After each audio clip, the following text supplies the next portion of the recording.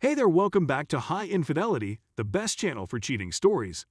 Like and subscribe to channel for more spicy stories. Now, let's get into today's story video. Confront the AP. I'm looking for feedback from others who have been through something similar. Mine, male 31, and female 28, wife of 5 years, 14 high school sweethearts. I became preoccupied with graduate school and working 2 jobs. She began a new pastime, and the AP, male 4 to 5, filled the void. AP is unmarried.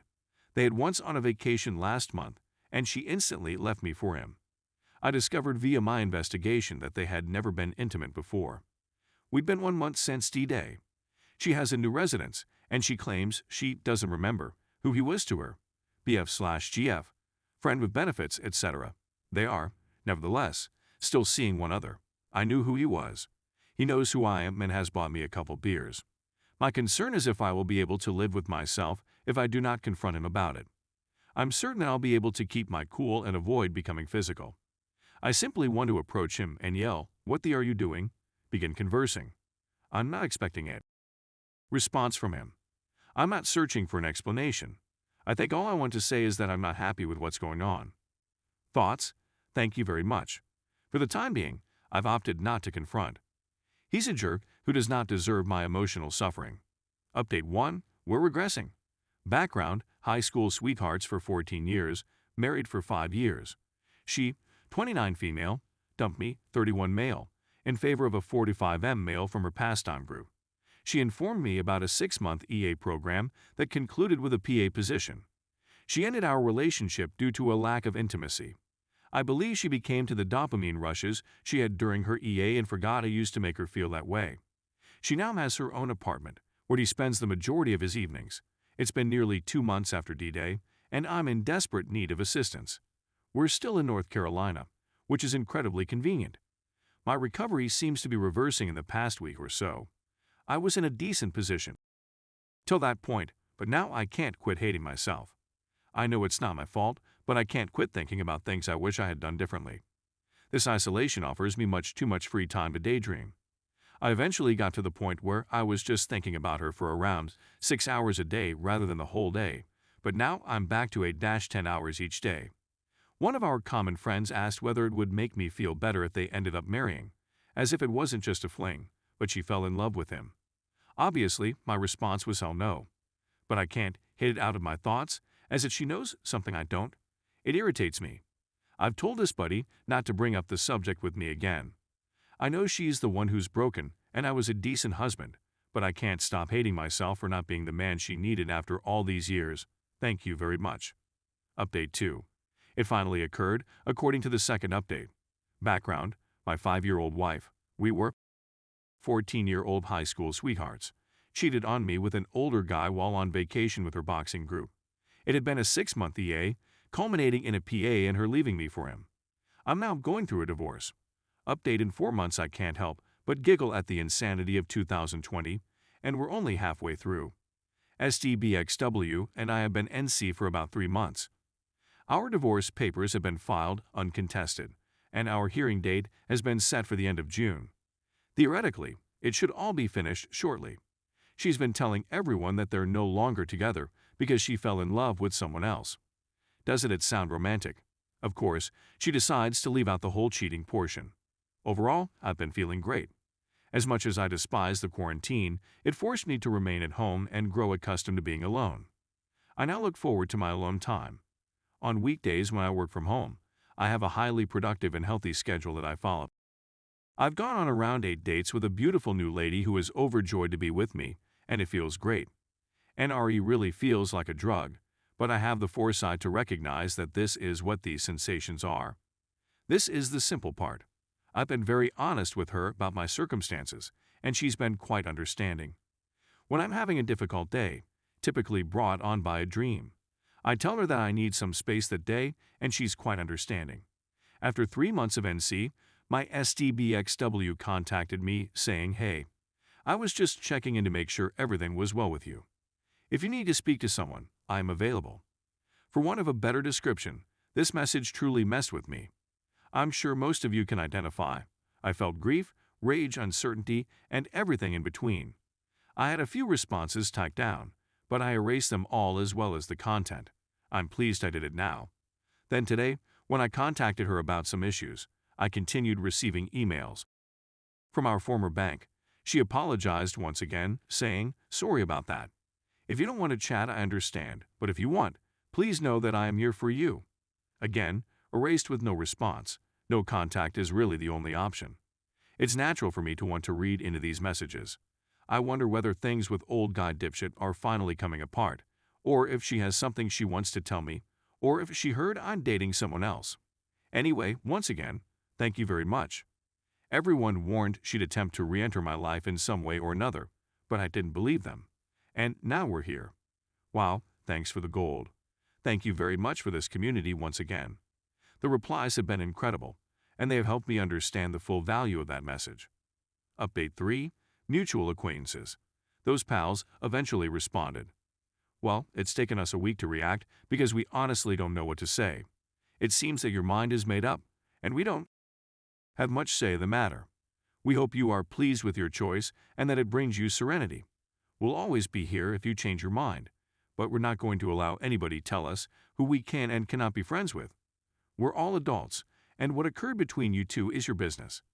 We really hope that this isn't the end of our relationship, but the ball is now in your court. I also discovered that they are in an open relationship that is not functioning. This might explain why they are more forgiving of her conduct than the normal relationship. Last night, I got into an altercation with some pretty good mutual friends who continued attempting to console my ex. They continued telling her that there are two sides to every story and that she is in pain as well, still with APBTW. This SMS was delivered to them this morning. Please let me know if this seems realistic. Sorry if things got heated last night. I was outraged not because of EXWA activities, which had already occurred. What wounded my sentiments the most was when you claimed you didn't know whose narrative to trust. As I already said, I'm not flawless, and no one is. The truth is that we did not grow apart, and we did not agree to split ways. She had an affair with me. I was used and then abandoned. That is the reality. How individuals perceive and act on that story is entirely up to them. I know you care about her as a friend, which is reasonable, but I can't be your friend as well. I need individuals in my life who believe and trust in me, who aren't also friends with the individual who purposely and knowingly caused me so much pain. I'm not asking you to choose sides. You've already said that you won't. But this continual straddling of the fence does not work for me. When I discovered that my closest buddy had cheated on his wife, I informed him that he was no longer welcome in my life. That is not acceptable to me. Those are my principles. I love you guys and value your relationship, but I've realized that you'll never view her the way I do. I've never had a breakup with a buddy before, and, to be honest, I feel horrible about it all, but I also know that it had to happen. Update 4. Do you think in black and white? 3 different individuals have told me in the past month or so that my thinking has become too stark and white following D-Day, 6 months ago. Every time, the context has been different, and I wanted to check in with the community to see if I'm overreacting. The first is clearly with my ex-WW. When I tell people that I'm not, yet, prepared to forgive her for what she did, and that I will never speak to her again, especially while she's still with her AP. Some friends, from whom I have since separated, tell me that she is suffering too, and that I am being too callous about someone I used to love. I let go of the aforementioned friends because they continued attempting to justify my ex-WW conduct based on what she told them. They also continued to provide her updates on my life even after I requested them not to. Finally, I don't believe I'd be friends with folks who attempt to be on the fence. I told them there was no explanation for what she did, and if they didn't feel the same way, we couldn't be friends anymore. See my post history for more context. My mother believes I overreacted and am thinking in black and white. Today, I was discussing a couple I know who have a really toxic relationship. He was arrested for domestic abuse on her, and he's a drinker. My excellent buddy said that maybe they are simply trying their best, and that it is working for them. She sleeps around, and they met on Ashley Madison.